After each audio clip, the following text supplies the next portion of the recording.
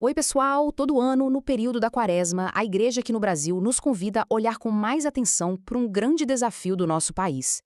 Em 2026, o tema é um daqueles que toca fundo, a moradia. Então vamos juntos mergulhar nos detalhes dessa campanha para entender direitinho qual é a proposta. E olha, a campanha já começa com uma pergunta que, na verdade, é um soco no estômago, né? Por que nossos irmãos e irmãs estão sem casa? Isso aqui não é só uma questão técnica de números. É uma pergunta sobre fraternidade, sobre como a gente se enxerga como sociedade. E é essa questão que vai ser nosso fio condutor hoje. Para a gente organizar as ideias, nosso roteiro vai seguir a própria estrutura da campanha, que usa um método super conhecido e eficaz. Primeiro, a gente vai entender a identidade da campanha de 2026. Depois, vamos passar pelas 3 etapas clássicas. O ver, que é enxergar a realidade como ela é. O iluminar, que é olhar para essa realidade com os olhos da fé. E, por fim, o agir, que é o que a gente pode fazer a respeito. E, no final, a gente amarra tudo. Então, antes de mais nada, é bom lembrar, a campanha da fraternidade é muito mais do que só uma campanha de arrecadação. A ideia central, o coração dela, é um convite profundo à conversão. É a gente refletir sobre um problema tão concreto como a falta de moradia e deixar que isso mude não só o nosso jeito de pensar, mas também as estruturas da sociedade que criam esse tipo de problema. E olha que interessante como esses elementos se conectam. O tema, claro, é fraternidade e moradia. Mas é o lema tirado do Evangelho de João que dá o tom espiritual. Ele veio morar entre nós. Isso já diz tudo. O método, como a gente viu, é o ver e iluminar, agir. Um passo a passo bem prático. E tudo isso junto aponta para um objetivo bem ousado. Uma conversão que seja ao mesmo tempo pessoal, lá no nosso íntimo, e também social, que gere mudança de verdade. Certo. Então vamos para o primeiro passo. Ver. Antes de qualquer discussão, a gente precisa encarar a realidade de frente, sem maquiagem.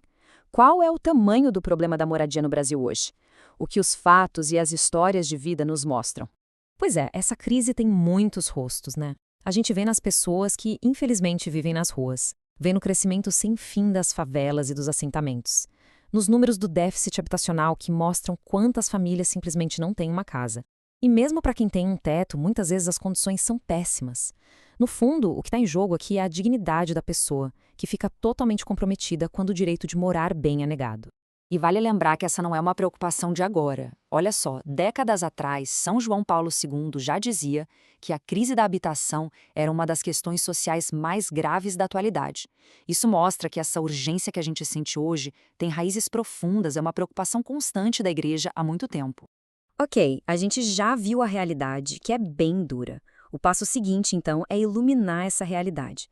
O que a nossa fé, a Bíblia, a tradição da Igreja tem a dizer sobre o direito de ter um lar? Como essa luz pode nos ajudar a enxergar tudo isso com uma nova perspectiva? E aqui a gente volta para o lema da campanha, que é a chave de tudo. Ele veio morar entre nós. A teologia por trás disso é muito forte. A ideia é que se o próprio Deus escolheu montar sua tenda, sua casa, no meio da humanidade, isso dá uma dignidade imensa a cada lar. E nos chama a lutar para que todo mundo tenha um lugar digno para viver. É um convite para a gente imitar essa proximidade de Deus com quem mais precisa. E para entender por que a Igreja se importa tanto com isso, a gente precisa conhecer esse conceito, a opção preferencial pelos pobres.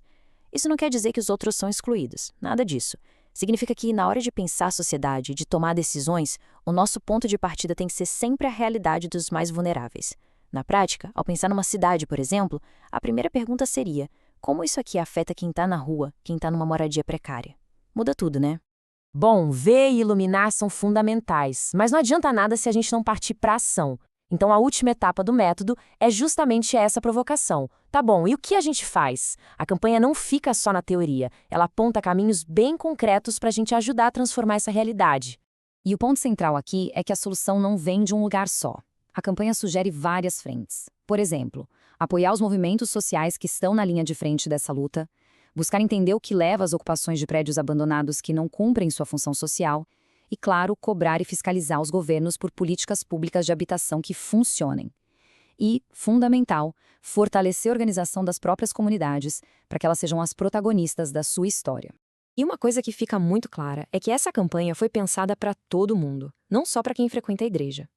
Eles prepararam materiais para escolas, desde os pequenos até o ensino médio, guias para o pessoal da universidade, encontros para jovens, para famílias. Tem até um material específico para discutir a realidade da moradia na Amazônia. A ideia é que o Brasil inteiro possa entrar nessa reflexão. Chegando aqui no final, a grande mensagem que fica é a da responsabilidade coletiva. A solução para a crise da moradia não vai cair do céu, nem vai vir de uma pessoa ou de um governo sozinho. Ela passa pela união de todo mundo, pela construção de uma consciência de que ter um lar digno é um direito de todos, sem exceção. E para fechar, a campanha deixa essa pergunta no ar, que na verdade é um convite muito pessoal. Como é que a gente pode ser um sinal de acolhimento nas nossas comunidades? Acolher é reconhecer o Cristo que mora nas ruas, nos barracos, nas periferias. Então a questão final é para cada um de nós. No meu dia a dia, na minha comunidade, como é que eu posso ser esse sinal e ajudar a construir o lugar onde todo mundo de verdade se sinta em casa?